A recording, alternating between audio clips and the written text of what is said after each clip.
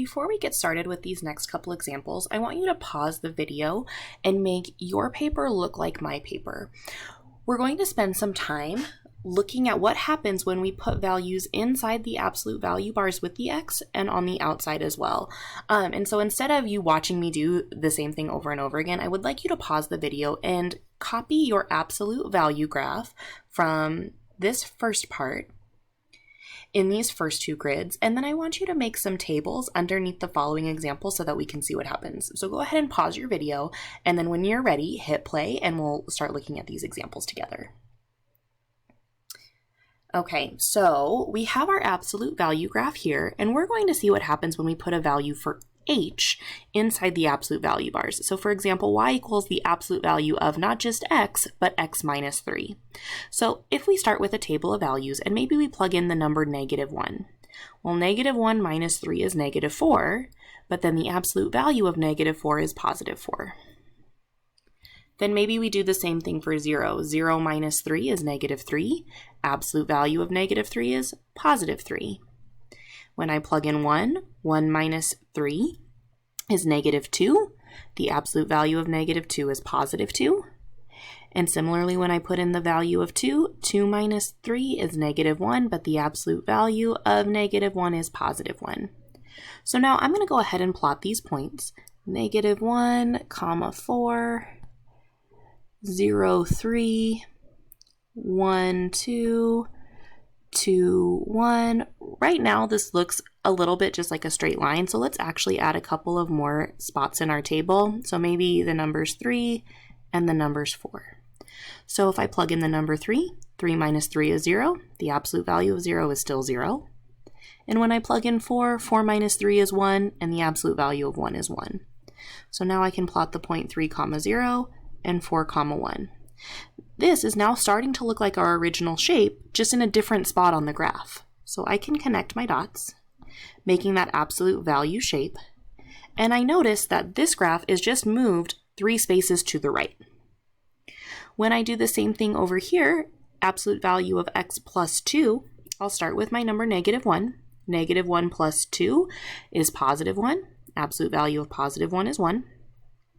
0 plus 2 is 2. Absolute value of 2 is 2. If I plug in the number 1, 1 plus 2 is 3. Absolute value of 3 is 3. And when I plug in the number 2, 2 plus 2 is 4. Absolute value of 4 is 4. So I'll plot these points.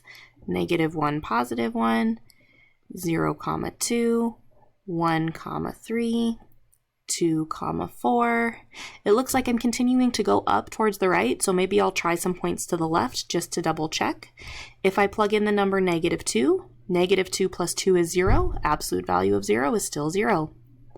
If I plug in -3, -3 plus 2 is -1, and the absolute value of -1 is +1. So again, we get that V shape just moved over. It looks like 2 spaces to the left.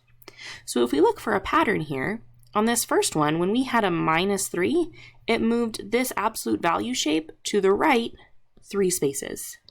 When we had a +2 on the inside, it moved our absolute value graph to the left 2 spaces. So if we look at this new function, y equals the absolute value of x plus 5, I see this plus sign, meaning I'm going to move my graph to the left, and then 5 spaces.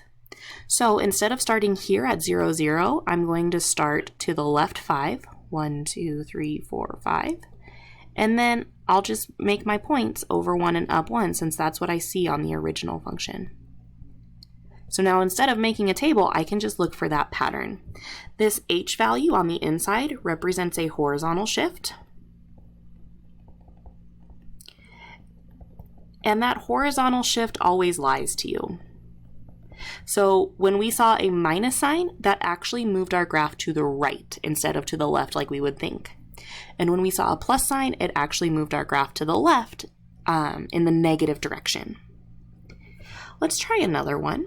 This time I have a number that's being added on the outside of the absolute value bars. So again, I'll start by plugging in some points.